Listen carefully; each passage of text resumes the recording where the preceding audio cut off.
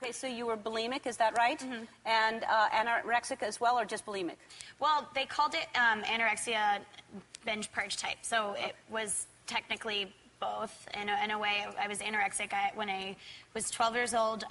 When I came on the show and talked about bullying before, and I wanted so badly to speak about how much it had affected me, but I couldn't really say how much it had affected me because I wasn't even through with the issues that it had caused. Right. So, and that started the cutting then? You would cut yourself? Right. And because you felt so badly about yourself?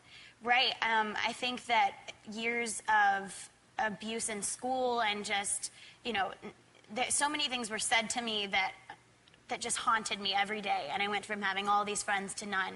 And that's the effects that bullying can have on you. And that's why I'm so adamant and outspoken about why it's so important to get the awareness out there that teen bullying can cause these issues. I struggled with cutting, with anorexia, basically bulimia, and were you drinking or doing drugs or anything like that? I would be lying to you if I said that I never experimented or self-medicated with drugs and alcohol. And people around you must have seen this going on, and everyone just tried to prop you up and put you on stage so that everybody was making money. I mean, obviously, it was a brave thing for whatever happened to go into treatment because you were making money for a lot of people, and yet you inside were a mess. It was really difficult because on one side I had my family and my closest friends telling me, you need to go into treatment. And then I had the pressures of some people that didn't really care. And luckily those people are out of my life now. Good. Those people are nowhere. I don't speak to them. They're out of my life. And, good. I am in such a good place now that I can definitely weed out those people in my life. If I sense somebody that's coming into my team that doesn't care about me, they're out. You know what I mean? My health and my recovery comes first, and everyone on my team knows that. And when it starts to get too much, I say, "Whoa, slow down!"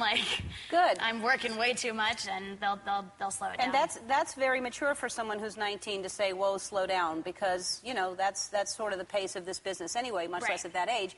And for you to actually to recognize, because I think you have to be healthy to recognize unhealthy.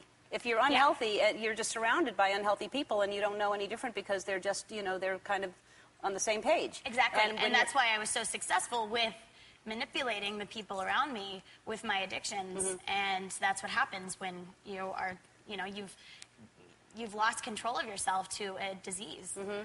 So if you, obviously, a lot of young girls are looking at you and seeing that you went through stuff that maybe they're going through right now. And how can you, in a quick soundbite, how do you talk to those girls and say, what advice do you have for them?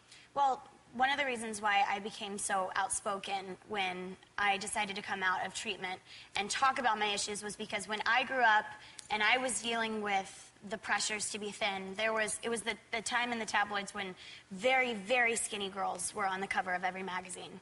And that's what I was looking up to. So that's what I had to idolize. I don't want that for young girls to idolize. No.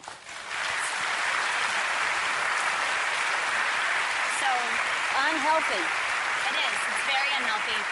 And there was nobody out there for me to look at and say, you know what, maybe this is unhealthy. Maybe starving myself isn't the answer. So I want to be that for a 13-year-old girl at home deciding whether or not to eat dinner, or a 18-year-old girl deciding whether or not to keep her breakfast down. There needs to be a role model out there. And for the first time in my life, I actually feel like one. Good, good.